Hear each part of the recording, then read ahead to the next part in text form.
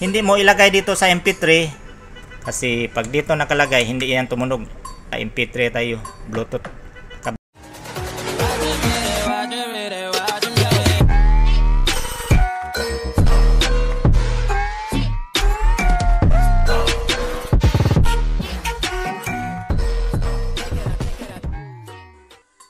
Yo, what's up mga ka-DIY? Kumusta po kayo lahat? At shout out sa ating lahat. At may subscriber tayo nga nagtatanong kung ganito ang kanyang ampli, kung saan ang pindutan daw sa sa Bluetooth. Kung ganito ang inyong ampli guys, kasi mayroong nagtatanong sa akin. Ito siya si Gian Bakiro. So ang tanong niya, good evening po kuya, ganyan po ang aking amplifier na problema po namin ay hindi namin alam kung anong button ba ang pindutan namin para makakunik sa Bluetooth. So walang makita dito guys na Bluetooth, ang nakalagay dito is DVD, CD, MP3. So may play mode, previous and next ang nakalagay dito. So latest na ampli, mayroon na siyang Bluetooth.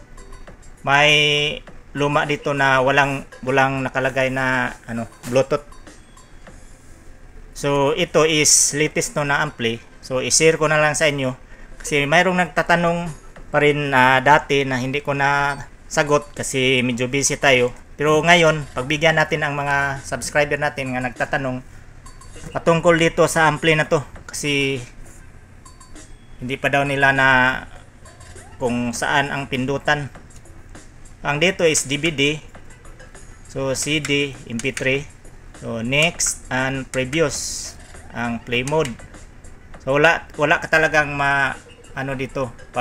Para shortcut tayo, dito na lang tayo ituturo natin para naman na makatulong tayo sa mga kapwa natin na mahilig sa ganito mga sounds. So ganito lang idol. Shoutout sa inyo ni Gian Bakiro. Ganito lang, sana mapanood mo ito. So panandali ang video lang to para may isi-share kahit papaano. So ganito lang siya mga idol. Ang dito CD, MP3. So ang dito, ito lang ang i-select nyo idol. Ilong press mo lang to. Na siya Bluetooth. Ilong press lang mga 3 seconds. So bitawan mo. So nag-FM na siya. So long press pa rin. Bitawan mo is Bluetooth. Long press pa rin is babalik siya sa FM. Frequency modulation. So nagbalik siya. Ganito lang siya. Sa USB naman, wala dito ang pindutan sa USB. So ang USB, pag nasaksak mo dito ang flash drive nyo, automatic na siya mag-read. So tandaan nyo na automatic na siya mag-read pati dito sa SD card. So maglagay kayo ng RCA sa likuran. Kapag DVD ang nakalagay doon sa dito sa kabila, hindi natin para wala na tong cut na video na to. So DVD ang lagyan ninyo sa likuran sa RCA niya. Kung sa CD, sa MP3, MP3. So ganito lang ang kanyang tanong, paano ba daw mag Bluetooth. So ilong press lang to ninyo mga idol. So sana mapanood mo to. Ganito lang siya, Bluetooth. Dayon i-pair mo sa cellphone mo. So ganito lang pair mo sa cellphone.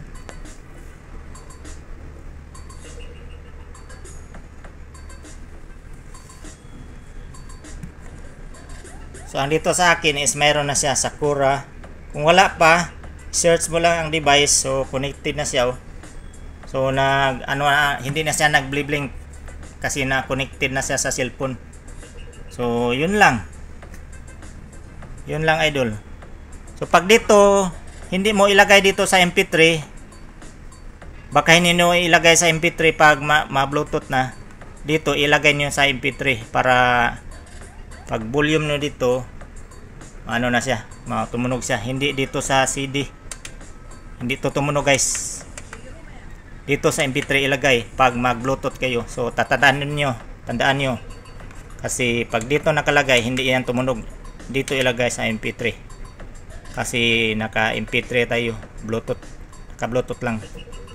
So ganito lang idol, ganito lang mga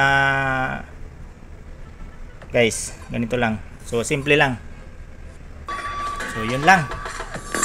So thank you sa panonood, sana mapanood mo to idol. Thank you very much. See you in the next video.